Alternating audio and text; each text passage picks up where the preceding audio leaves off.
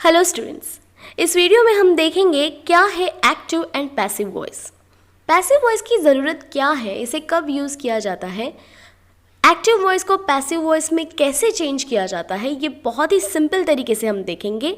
और जो different types of sentence है जैसे कि इम्पेरेटिव, इंटरोगेटिव और मॉडल ऑक्सिलरीज वाले सेंटेंस, इन्हें पैसिव वॉइस में कैसे लिखें ये भी हम इसी वीडियो में देखने वाले हैं, तो वीडियो को एंड तक ज़रूर देखें।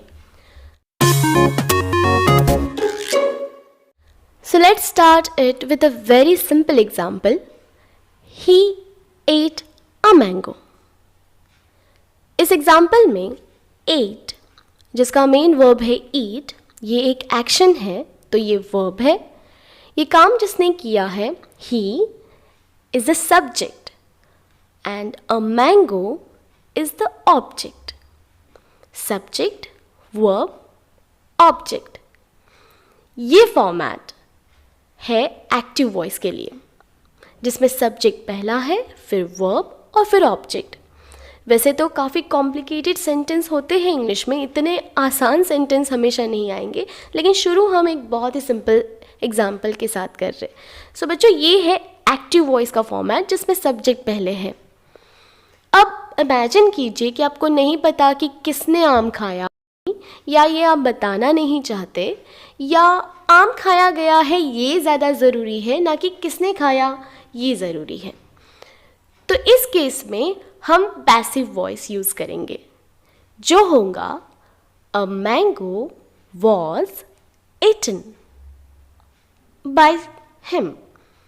ये बताना है या नहीं बताना, ये हम पर डिपेंड करता है। एक्टिव वॉइस को पैसिव वॉइस में लिखते वक्त कुछ चेंजेस हमें सेंटेंस में करने पड़ते हैं, और ये चेंजेस हम स्टेप वाइज समझेंगे। स्टेप 1, सब्जेक्ट, वर्ब और ऑब्जेक्ट को पहचानें। Identify the subject, verb and object in the sentence, जो कि हम पहले ही कर चुके हैं। Step 2, rewrite the sentence beginning with object. Sentence को ऑब्जेक्ट से शुरू करें। So a mango is the object, और ये हम शुरू में लिखेंगे। Step 3, check the tense of the verb in the active voice. Active voice में जो वर्ब है उसका टेंस चेक करो, ये है पास्ट टेंस। सो क्योंकि ये पास्ट टेंस है तो हम बी वर्ब या हेल्पिंग वर्ब ऑब्जेक्ट के बाद लिखेंगे, जो है वॉज। अगर मैंगोज होते तो हम लिखते वर, या ये प्रेजेंट टेंस होता तो हम लिखते इज या are. So sentence will be a mango was, which is a very important step. Write past participle of the main verb. Past participle ये पैसिव वॉइस की पहचान है। पैसिव वॉइस में हमेशा पास्ट पार्टिसिपल ही यूज होता है। So what is the past participle for eat? Eaten. So the sentence will be a mango was eaten. And the last step, write the subject by him.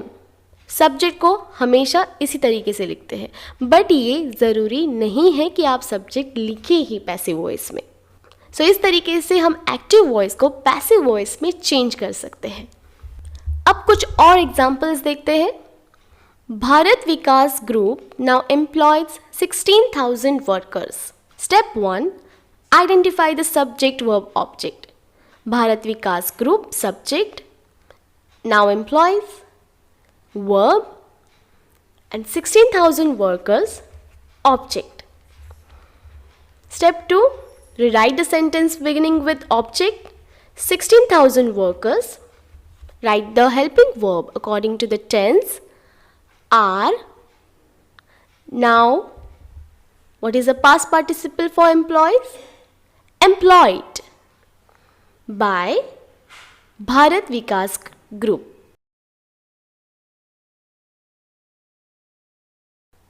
The scientific attitude influences his whole thinking.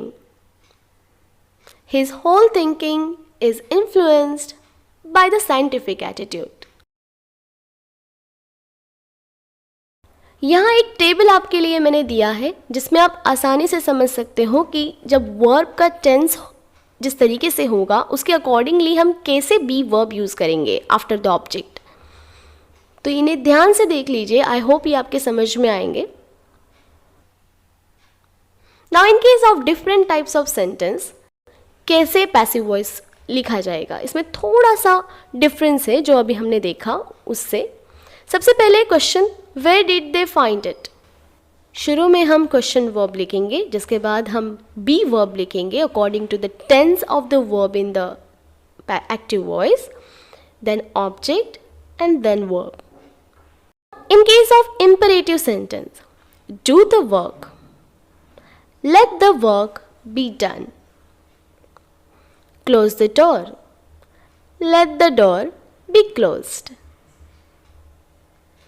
In case of modal auxiliaries, we could do all that in groups. All that could be done in groups. If we focus, we can achieve anything. If we focus, anything can be achieved. I hope ये video आपके लिए helpful होगी। अगर ये आपके लिए helpful हो तो प्लीज़ इसे लाइक करें, शेयर करें और सब्सक्राइब करें। Thank you so much to watch this video.